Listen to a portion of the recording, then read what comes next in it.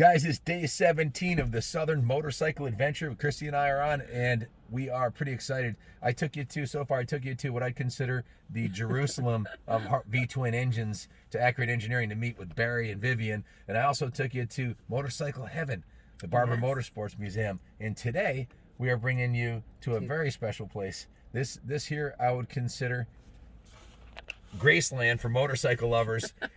Absolutely. This is, if you love V-twin high-powered motorcycles, then you've probably heard of Confederate motorcycles. They changed the name last year to more reflect what they're all about. They changed it to combat motorcycles. Their bikes are derived from aircraft quality technology, and the origin of their bikes 30 years ago is similar to the 1%er MC culture, where like the Hells Angels came from.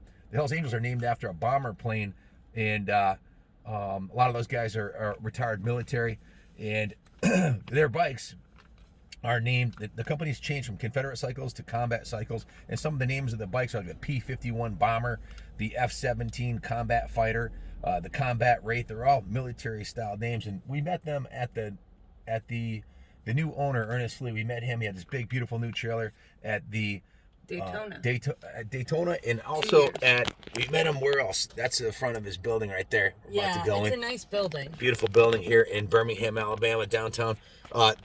We met him at the International Motorcycle in New York City, motorcycle show in New York City, right? Yep. What was your first impression of their bikes? Oh, I think they're really badass looking. They're kind of like a cross between Mad Max and steampunk. It's a very artistic looking motorcycle. Very cool. Very cool. I like it. These are exquisite, handcrafted, low production. They build about 1 to 2 bikes a week, about 50 per year. They're high-end bikes. They've got about, last time I heard, around 1,500 motorcycles have been produced. And Hunter Thompson said it best when he said, it's better to be shot out of a cannon than squeezed out of a tube. So these bikes are absolute rockets. The Combat Hellcat, it's basically cast from a block of billet aluminum, if you can imagine that. The engine cases are made by S&S. They're billet aluminum. The frame is carved out of billet aluminum, and it's putting down somewhere in the area of 160 rear wheel horsepower.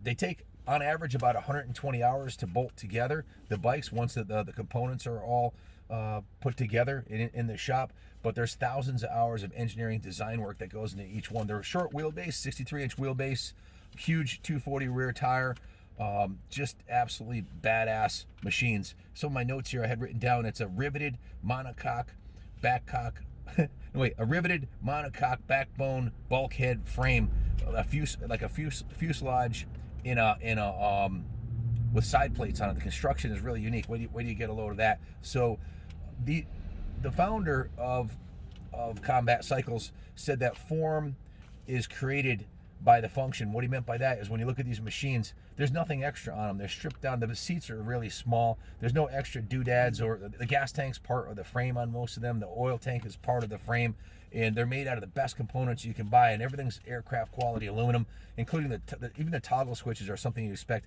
more to see in an aircraft, and they're expensive. They start at, I think their entry-level one's around 70 grand, but put that in perspective, we just left a Harley shop where a regular CVO Harley Davidson is pushing 50G, and these are just incredibly rare, and you'll make a statement anywhere you go. The current frame is, they call it a CX4 frame, and it has an S&S X-Wedge engine. The bikes some of them kind of look like a stripped down to the essentials, like a board tracker, a very minimalist look to them. And I think I watched a bunch of videos last night online about the company, and they wanted to create the perfect union of man and machine. Matt Chambers, the CEO, the former CEO, had said so. One of his videos, they were trying to increase their production to 8 bikes per month. I don't know where they're at with that. They're trying to increase the value of their stocks. They have real high-tech 3D systems that they design and build the bikes with, and they've got a great core team here of guys that have been with the company for over 10 years. So they look badass. They're American-made. This is the most powerful air-cooled V-twin production motorcycle made, bar none. There will never be a better, faster, lighter, big cubic inch V-twin than these guys.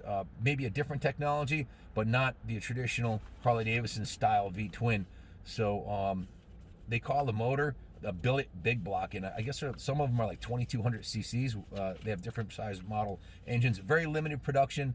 These bikes are more or as much a work of art as it is a machine. So I was thinking about it, and I had written down here that it kind of reminded me. We went through the motorcycle museum yesterday, and it kind of reminded me that the quality and the uniqueness of it, like a Vincent Black Shadow. These are the Vincent Black Shadows of today. These bikes are just totally crazy. Starting with the intake system, it's a downdraft fuel plate, fuel injected. The intake is a twin tube. Even the intake manifold of this is made out of a piece of billet of aluminum. The CX4 cases are manufactured to their spec by S&S. With all the billet stuff is carved out of a chunk of, most of the bike is carved. It's not cast or aluminum, or it's not cast steel, it's not round stock. It's mostly carved out of a chunk of aluminum for a 5-axis CNC machine.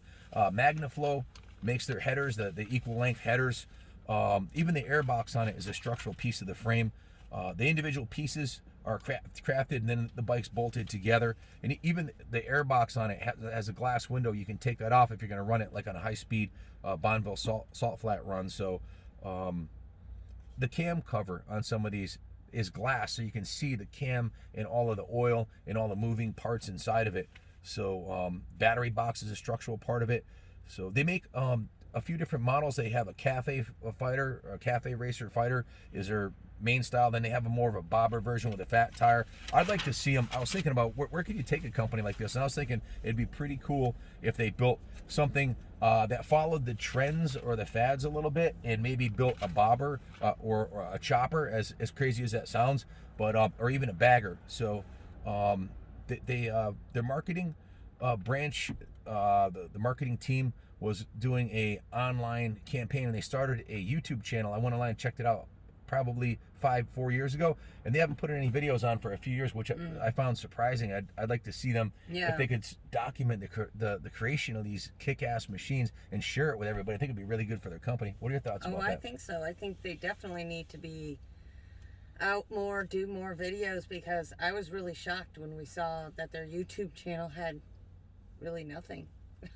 4 videos, but 4 videos. I want to see them build like a Captain America edition, a red, white, and blue one, like my Buell X1. And these guys are kind of like Buell on steroids, basically. They took it to a whole nother level around the V-twin. And I've seen some celebrities like Tom Cruise and Jay Leno on these bikes, and I've seen them in magazine and TV, some internet stuff. But you don't hear too much about them.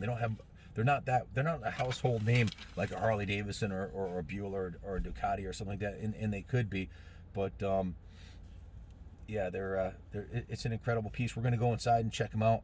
I think a really cool thing to do with these, if they built a stretch one to make like a dirt drag, an off-road dirt drag version, like Harley Davidson's coming out with the Pan America. If they did an enduro or a cross-country version, or maybe create one for stunt riders like Kyle Ives, something you can run on the Wall of Death at Daytona and Laconia. Something to compete in the flat track, maybe even build a flat track or a street tracker version would be pretty badass. And they're all aluminum or black. It'd be kind of cool to put some colors on them. I'd like to have them build a hill climber and run that up at Munson, to get their name out there through racing.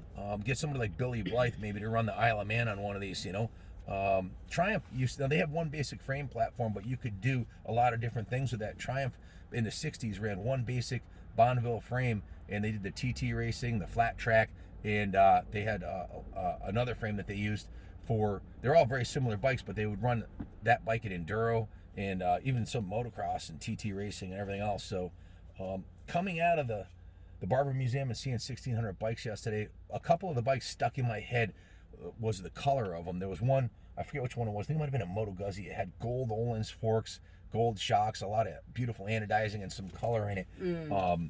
So if I was going to ask Mr. Lee to be Santa Claus, and I think he is, he can build, he can custom build pretty much anything he wants, the CNC machine, everything. So if you have the money, these guys will build you a custom one-off combat machine that would just be off the charts. So if you roll up on a Confederate, you're not going to be ignored. Everybody's gonna see you. Oh, there's definitely a statement in that bike. Yeah, I like to, you roll down Main Street in Daytona, and everybody's going to see it coming. Most of the ones I've heard had kind of a quieter pipe. I don't know if that's for EPA regulations, but put like a more of a thunder header style exhaust so you can hear, so it looks it sounds the part also. But as far as building a bagger, like the hot trends, if you look at like what happened to Orange County choppers, and the chopper craze kind of went away. Confederate has stayed true to their cafe style racer build, and they've never really deviated for it. They've made it better, but they never deviated. It maybe if they deviated and built, you take that bike, put a set of Öhlins forks on the front and a long travel set of shocks and a little longer swing arm, a 21-inch on the front and a 19 on the rear with some on off-road tires, build a high performance version that could be used for off-road, hill climbing, flat tracking, enduro riding, and maybe build a bagger with that super high-tech billet. A lot of guys who have money that are buying a $50,000 CVO Road Glide, and then they're dropping 10 grand on the engine and 20 grand on the stereo, would consider, can you picture one of these bikes set up like a Road Glide with a big fairing on the front, with a stereo, with the heart, keep the front end the same, keep the swing arm, just put a bagger style setup on it, so it would attract a different demographic. I think more of a Road King style. Yeah, something that would I think it would match their theme better. Yeah, and it would attract a different demographic. Right now, they're marketing to the street fighter, high performance, road warrior kind of look. I think you mentioned that earlier, something about looking like a road warrior bike. So, if they built a bagger and followed some of the trends, you can call them fads, you can call them trends, but that's where the money is. The cafe races are hot now, so that might be helping them out because that's what their core is. But these are the most American-made badass motorcycles that you can find anywhere. You will not be missed. You won't be able to sneak around on one of those for sure. If you're a dude riding that, it'll turn heads. It'll turn heads. Whether if you're a lady riding it, it's gonna turn heads everywhere you go. So, anything else you want to add before we go in? No, I want to go in and see. Yeah, I'm pretty excited. So, yeah, these bikes, they represent a unique demographic in the motorcycle industry. They start at $70,000, so not everybody can afford one. It is the most American-made motorcycle V-twin in production today, right here in Birmingham, Alabama. Anyways, I'll stop flapping my gums. I pretty much covered everything I wanted to cover, a little bit about the history. Please add in the comments if you know anything about these. You don't have to buy one new. I've seen used ones out there in the $30,000-$40,000 range. I saw one at Mid-Ohio. I should have bought it for under 15, one of the older ones, and they're badass bikes. So you don't have to buy a new one. They do have access to used ones here. We might even be selling one of their bikes in our auction at the museum February 12th, 13th, and 14th, so stay tuned for that. Thanks for watching. Let's go inside and check it out. Let's do. Thanks for watching. God bless America.